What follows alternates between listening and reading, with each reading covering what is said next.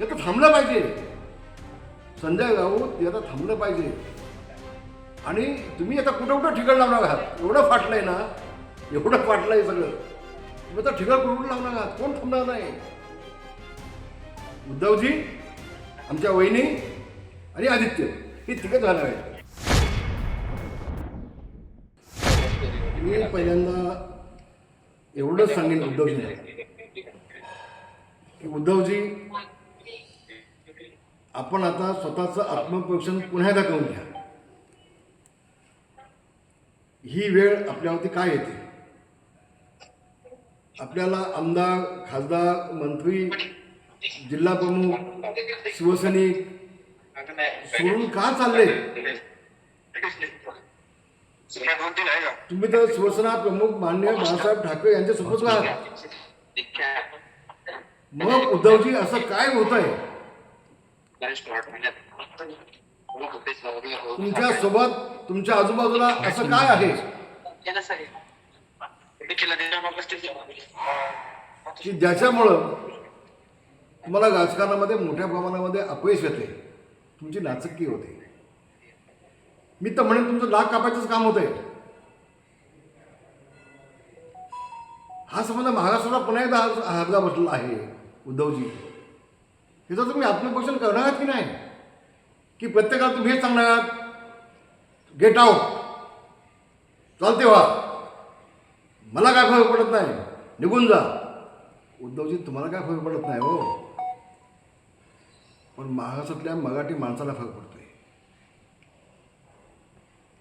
शिवसेना प्रमुखांनी जे सगळं उभं केलं होतं ते संबंध कोसळताना ज्यावेळेला महाराष्ट्र बघतोय, संबंध देश बघतोय, नवे नवे देशातले संबंध 33 आणि 34 आणि 35 देश बघतायत. मग अजून देखील तुमच्यामध्ये परिवर्तन का होत नाही. तुम्ही स्वतःमध्ये बदलाव करून का घेत नाही, किंवा ज्या तुमच्या चुका होत आहेत, किंवा ज्या तुम्हाला चुका करायला लावतायत, किंवा तुमच्या आजूबाजूला जे कोण आहेत, ऐकावे जनाचे, करावे मनाचे. उद्धवजी, तुम्हाला पुन्हा एकदा मी आठवण करून देतोय,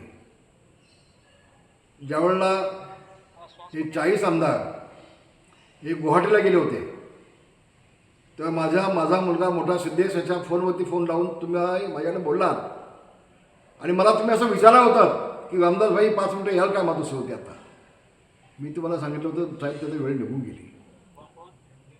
मग मी काय केलं पाहिजे. माझ्याकडे कोण बोलत नाही. मी तुम्हाला पुन्हा सांगितलं होतं साहेब माझं ऐकाल का तुम्ही. छत्रपती शिवाजी महाराजांची रणनीती जी आहे, कधी कधी 2 पावलं मागे येऊन पुन्हा 4 पावलं पुढे जाणं. मी तुम्हाला एवढंच विनंती केली होती, उद्धवजी, उद्या दुपारी 1 वाजेपर्यंत काँग्रेस सोडली असं जाहीर करून टाका. गुवाहाटीतून सगळे आमदार 40 आमदार तुमच्या पायाजवळ माझं सोडले येतील 3 तासात. खात्री मला. मी तुम्हाला शपथ घेऊन सांगितलं होतं उद्धवजी. तुम्ही मला हा म्हटलात, पण सकाळी एक मोठी व्यक्ती तुमच्याकडे आली, मातोश्री होती, आणि तुमचा निर्णय बदलला उद्धवजी. आणि मग तुम्ही 50 खोके एकदम ओके, 50 खोके एकदम ओके चालू केलं तुम्ही. आता देखील माझे मित्र संजयजी राऊत यांचं तेच चाललंय. 15 कोटी घेतले, 50 कोटी घेणार आहेत. कोण मोजायला गेलं होतं पैसे. संजय राऊत पैसे मोजायला गेले होते. कुठं दिले, कसं दिले, काय दिले, अजून तुमचं तेच आहे का. हे तुम्हाला खासदार का सोडून चालले. मंत्री पदावरती असणारे 10 मंत्री तुम्हाला सोडून का गेले. कदाचित दुसऱ्या वेळेला त्यांना समोर मंत्रिपद मिळालं पण नसतं. आणि उद्धवजी, साधी गोष्ट नाही आहे. माझे मित्र संजय राऊत यांचा मागाशी मी स्टेटमेंट पाहिलं की या 6 लोकांनी पहिल्यांदा राजीनामा दिले पाहिजे नैतिकता म्हणून. संजयजी, तुम्हाला एक प्रश्न विचारू का मी. या 40 आमदारांच्या मताने तुम्ही खासदार झाला होता राज्यसभेवरती, या 40 आमदारांच्या मतावरती. मग हे ज्यावेळेला 40 आमदार सोडून गेले, तुम्ही त्याला गद्दार म्हटलात. मग त्या गद्दारांची मतं तुम्हाला कशी चालली. मग नैतिकता म्हणून तुम्ही का राजीनामा दिला नाही राज्यसभेचा, खासदाराचा. हे दुसऱ्या सांगे ब्रह्मज्ञान आणि स्वतः गोड भाषण. हे तर थांबलं पाहिजे. संजय राऊत हे आता थांबलं पाहिजे. आणि तुम्ही आता कुठं कुठं ठिकाण लावणार आहात, एवढं फाटलंय ना, एवढं फाटलंय सगळं, तुम्ही आता ठिकाण कुठं लावणार आहात, कोण थांबणार नाही. उद्धवजी, आमच्या वहिनी आणि आदित्य ही तिघच झालं आहेत, तिघेच. आता जे तुमच्याकडे 20 आमदार आहेत ना, पुढच्या निवडणुकीपर्यंत तिकडेच थांबले, त्यातला एक पण निवडून येणार नाही. 10 वेळा सांगतो, विकास कामच काय होणार नाही, काही होणार नाही. आणि उद्धवजी स्वतः पुढाकार घेऊन आपल्या आमदारांना निधी मिळावा, आपल्या आमदारांचे मतदारसंघ स्ट्रॉंग व्हावे, आपल्या आमदारांच्या मतदारसंघामध्ये जनउपयोगी कामं व्हावी, असा प्रयत्न उद्धवजींकडनं कधीच नसतो. ती फक्त ठाकरी भाषा वापरायची, बाळासाहेबांची फक्त नक्कल करायची, याच्यापेक्षा उद्धवजींनी काहीच नाही. सुंब जळला तर पीळ जात नाही, अजून सुद्धा तेच आहे. गेट आऊट काय मला फरक पडत नाही. आणि म्हणून मला वाटतं किमान आता तरी उद्धवजींनी स्वतःला समजून घेतलं पाहिजे. त्यांच्या आजूबाजूला जे कोणी ॲडव्होकेट आहेत, वकील आहेत, सकील आहेत, कोण जे आहेत, त्यांचं ऐका, पण ऐकावे जनाचे आणि करावे मनाचे. याबद्दल तुम्ही वागला तर भविष्यामध्ये जे काय थोडं बहुत तुमच्या शिल्लक आहे ते शिल्लक आहे तुमच्याकडे. मला एकनाथ शिंदेंचं मनापासून अभिनंदन केलं पाहिजे, अभिनंदन मला केलं पाहिजे, मानलं पाहिजे एकनाथ शिंदेला, कुठेही कमी पडले नाही. आणि त्या 6 खासदारांना विश्वास आहे, एकनाथ शिंदेला आम्ही गेलो, आमच्या मतदारसंघामध्ये विकासाची कामं होती, आम्ही पुन्हा निवडून येऊ. आम्ही जनतेला जे शब्द दिलेत निवडणुकीच्या वेळेला त्याची अंमलबजावणी होईल, हा विश्वास त्या 6 खासदारांच्या मनामध्ये आहे. आणि म्हणून संजय राऊत साहेब त्यांनी तो निर्णय घेतला आहे. तर पुढच्या वेळेला विकासच काय झाला नाही तर कुठल्या तोंडानं ते मतदारांच्या समोर जाणार आहेत. आपण राज्यसभेमध्ये असल्यामुळं आपल्या ह्याची कल्पना कदाचित नसावी संजयची. आणि शेवटी प्रत्येक लोकप्रतिनिधीला पुन्हा मी निवडून कसा येईल, पुन्हा जनसेवा ही स्वसेवा माझ्यातून कशी घडेल, याचे प्रयत्न प्रत्येकानं चालू असतात. आणि म्हणून या 6 आमदाराचा खासदारांनी जो पाऊल उचललं आहे ते अभिमानास्पद आहे. मी बोलणार आहे 19 तारखेला याबाबत, मी बोलणार आहे याबाबत. उद्धवजी पुन्हा लहान तोंडी मोठा घास घेतोय, मला अधिकार आहे का तुमच्याविषयी, मी वयाने आधी जास्त आहे. नुसते आमदार गेले नाहीत, खासदार गेले नाहीत, मंत्री गेले नाहीत, शिवसेने गेले नाहीत, तर नेते सुद्धा गेले. कुठे आहेत आज दिवाकर गावते, कुठं नाहीत, कुठं दिसतात का? आई जिवंत आहेत लष्करामध्ये, कुठं त्याला जिवंत ठेवलीत, त्याला मंत्रिपद दिलं, त्यांची आमदारकी ठेवलीत? नाही ना. पक्ष असा वाटत नसतो, नेत्यांना संपून टाकायचं, कोणाला मोठं होऊ द्यायचं नाही, मावड्याला सदा होऊ द्यायचं नाही. आणि सदा झाला नाही तो कार्यकर्ता वाढलाच नाही. तुम्हाला काय एवढी भीती वाटते? पक्ष कुठला वाढणार आहे? तुम्हाला एवढी मोठी काय भीती वाटते? मग दिवाकर गावते असू देत, रामदास कदम असू देत, गजानन कीर्तिकर असू देत, आमचे लीलाधर ठाकेसाहेब असू देत, आमचे खासदार अमरावतीचे खासदार आमचे अडसूळ असू दे, हे सगळे तुम्हाला का सोडून गेले? कुठे आहेत सगळे आता? उद्धवजी, तुम्ही आपण याचं आत्मपोषण केलं पाहिजे.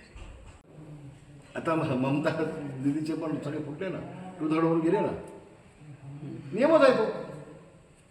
टू थर्ड असल्यामुळे टेक्निकल कुठलाही इश्यू होणार नाही, ती मला पुढे खात्री. बरं, खासदार मी देखील विधिमंडळामध्ये 32 वर्ष काढले, 32 वर्ष मी काढले विधिमंडळामध्ये. मला हे माझा अभ्यास आहे, मला नियम माहिती आहे.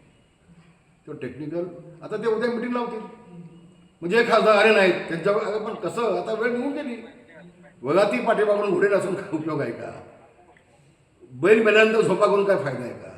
त्यांनी वेगळा गट ऑलरेडी केला, त्यांना आता संमती मिळाली, संपला विषय ना आता तुमचा. तुमच्याकडे ते नाही द्यायच ना, तर तुमच्या मुलीला येण्यात कसं दे नाही ना, हे झोपून आधी यांना कळलंच नाही आधी, हे आधी करायला होतं, आधी व्हीप द्यायला होता. आणि मग त्या व्हीपनुसार जर काढलं नसेल तर त्यांच्यावरती कारवाई होऊ शकते असते. पण आता त्याने 2/3 म्हणून वेगळा गट केला आता अधिकृत हा कायद्याप्रमाणे निर्णय झालेला असल्यामुळं आता कायद्यानं उद्धवजी त्यांचं काही करू शकत नाही. भाई ऑपरेशन टायगर अडचण हीच होते, उद्धवजींना कायद्याची काही माहिती नाही. मुख्यमंत्री म्हणून गेल्यानंतर मंत्रालयात 2दा गेले 10 मिनिटासाठी, विधानसभेत 2 भाषणं केली. ती भाषणं कुठल्याही आमदाराच्या मंत्र्याच्या प्रश्नाला उत्तर न देता तो विषय सोडून, जसं काय शिवाजी बागला आपण भाषण देतोय, कारण त्याला अभ्यास काहीच नाही ना, अभ्यास काही नाही ना, हीच तर अडचण आहे. आणि जे अभ्यासू होते ते सोबत कोण नाही जाता. पण भाई आता ऑपरेशन लोटस अंतर्गत खासदार गेले, आता 16 आमदार देखील शिवसेनेमध्ये म्हणजे शिंदेच्या शिवसेनेमध्ये आगे आगे देखो होता है क्या, समझने वाले को इशारा काफी होता है. मला आज काय त्याविषयी बोलायचं नाही, योग्य वेळेला बोलेन मी. भाई सकाळी भास्करराव जाधव उद्धव ठाकरेंना धीर देताना असं म्हणाले की डरो मत, ये दिन भी कट जाएंगे. कट जाएंगे ना, दिन तो कटे, उनपी फटे. जिल्हा परिषद निवडणुकीला तुम्ही बघितलं काय झालं ते भास्कर गावांचं, कट गए ना सर. एक मुलगा निवडून आला, बाकी सब कट गए. ते काय खोटं बोलले नाही. हे भी दिन कट जाएंगे. भास्करजी तुम्ही ते घाल का आधी सोबत ते सांगा शपथ घेऊन. फक्त आभास निर्माण काम काही लोक करत आहेत. ठीक आहे, त्याला शुभेच्छा. भास्करजींना पण शुभेच्छा. धन्यवाद. संजय राऊत म्हणलेत की आपण सगळ्यांनी सामूहिक राजीनामे दिले पाहिजेत. लवकर द्या, उशीर होऊ नका. कोणी दिले पाहिजे? खासदारांनी. मग संजय राऊतांनी राजीनामा का दिला नाही? मीच तर मग अशी म्हटलं ना ते. मग ज्या 40 आमदारांच्या मतानं तुम्ही निवडून आला, ते 40 आमदार ज्या वेळेला शिंदेसाहेबांकडे आले, मग त्याला तुम्ही गद्दार म्हटलात. मग त्या गद्दारांची मतं तुम्हाला कशी चालली? हाच तर माझा प्रश्न आहे ना. मग नैतिकता म्हणून तुम्ही राजीनामा का दिला नाही? हे तुम्हाला लागू होत नाही, बाकीच्यांना लागू होतं का? असं नाही, असं नाही. आणि म्हणून अतिशय मोठा निर्णय आहे. 6 खासदार गेलेले आहेत. मला वाटतं या देशाचे पंतप्रधान मोदीजी देखील एकनाथ शिंदेची पाठ थोपटतील याबाबत माझ्या मनात कुठेही शंका नाही. आणि संबंध देशाला दाखवून दिले एकनाथ शिंदेने की मी किती कॅपेबल आहे. आम्हाला अभिमान आहे उद्धवजी, आम्हाला एकनाथ शिंदेचा अभिमान आहे. आणि अशा माणसाला तुम्ही लांब केलं, रामदासांना तुम्ही लांब केलं. ही सगळी माणसं तुमच्या प्रेमाखातर तुमच्यासाठी जीव द्यायला निघाली माणसं, पण यांचाच राजकीय जीव घ्यायला तुम्ही निघाला. त्याला काय करायचं मला सांगा. आता पाण्यात पण बुडत असतंय तर प्रत्येकजण हातपाय हलवून आपण जिवंत कसं व्हावं प्रयत्न करतोच ना. तो आम्ही केला नाही ना, तो आम्ही केला ना. आणि त्याच सगळ्या जगाला पटतंय, असं सगळ्या जगाला दिसतंय. कुणामुळे झालं, का झालं, त्याला जवळला कोण. त्याच पाणी का पाणी दूध का दूध हो गए. जय महाराष्ट्र. धन्यवाद.